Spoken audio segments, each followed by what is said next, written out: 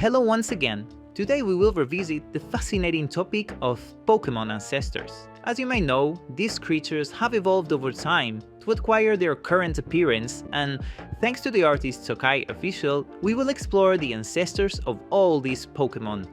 Don't forget to like and subscribe to my channel for more episodes of this section. To begin with the first case, we would present a unique story in today's video related to a curious evolutionary line. Allow me to introduce you to Otter, a small otter that evolved into Otter and eventually into Ottermatic. Now for the video challenge, can you name the 4 distinct evolutionary lines that these ancestors belong to? 3 of them are easy to recognize, but one is very difficult. This evolutionary line is simple, relating to water like any other otter, but being a terrestrial Pokémon. Over time, they have become more suited to a marine or freshwater environments and eventually evolved into Otter, which developed a small shell in its belly. Otter could evolve into Otsuke, who would have extreme speed, surpassed only by its evolution, Shogunot, which shares many similarities with other Pokémon. Alternatively, if its shell were adapted to cover its head, it will become a true suit of armor, will eventually become Otter. This will lead its evolution into Shelotter, which, after further development of its scallop, will eventually become Otter. If they were to continue their natural development in saltwater marine areas and maintain a good relationship with humans, they will evolve into Otawot, then into Shinoti, and Otkage. These evolutions will gradually result in the hardening of their bodies with different armors and samurai tools. They will eventually become the ancestors of Osawott, Dewott, and Samurott. You may notice that the fully evolved scallop on their head possesses an eye and therefore a life of its own, giving them a capacity for intellect quite superior to the original Samurott. This water-type evolutionary line is well known, referring to its Hisui form, which is a more violent development from the antiquity of the Sinnoh region.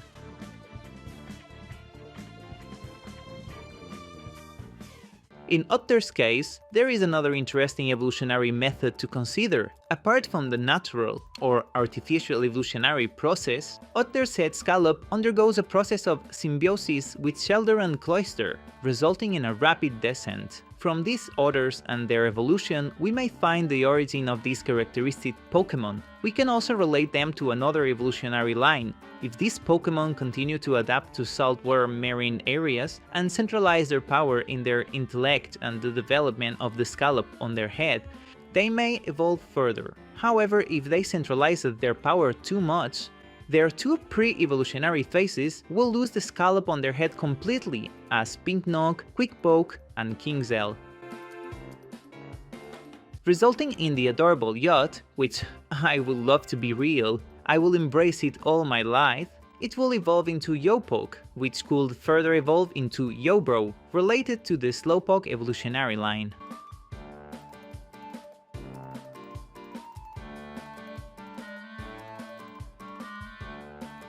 Although we will have to go back to Otter, who, after shedding its scallop, will eventually evolve into Wotzel, Witzo, and Motzel, covering its body with different organs that act as a float. These creatures will be more friendly to humans and could play a role in rescue missions. They gradually improved their swimming abilities, which increased their speed, and eventually became the ancestors of Weasel and Floatzel.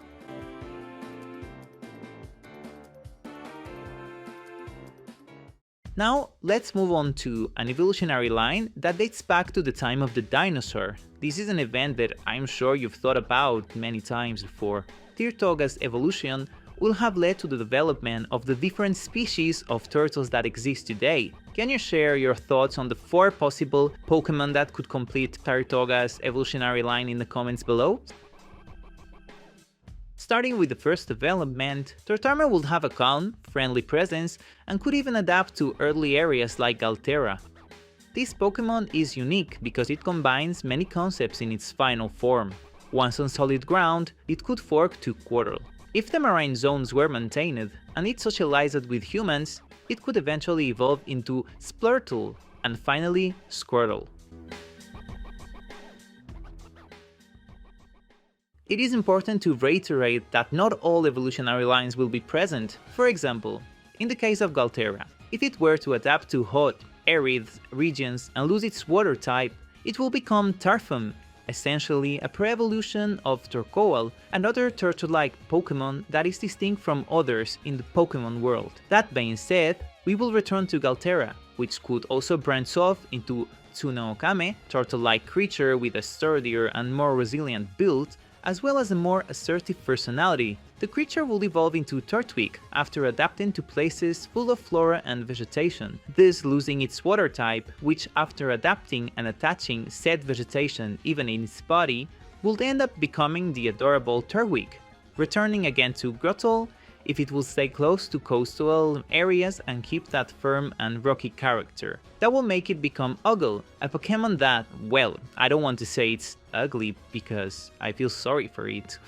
but eventually it will become Tootle, completing this line of turtle Pokemon. While Terapagos could be a potential addition to this evolutionary line, it is a legendary creature, and I would like to hear your thoughts on this matter in the comments. Okay, so we have reached the final part of the video. Please leave your ideas in the comment box below about other Pokemon ancestors you would like to see. Stay tuned, click the bell button for notifications, and remember that subscribing to my YouTube channel helps me a lot. See you in another video about the Pokemon world.